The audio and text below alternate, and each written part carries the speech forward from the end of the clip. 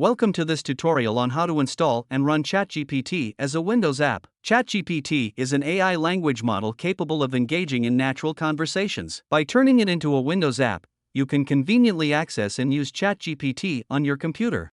Before we begin, ensure that your Windows PC meets the following requirements. There are many Windows VPS that meet the requirements on our website. We use professional Windows VPS to demonstrate. Step 1. Download and install ChatGPT. Open your browser and type in this URL. Then click this line to download. Wait a moment and click on the .exe file to install. Step 2. Settings. Find the ChatGPT on your desktop and open it.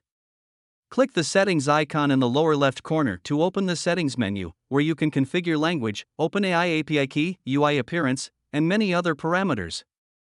Finally, you can click New Chat to start chatting with it.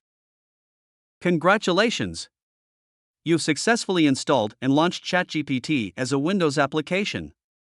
Thank you for watching, and happy chatting with ChatGPT. If you like our video, please give us a like and follow us for more exciting content. Don't forget to leave a comment.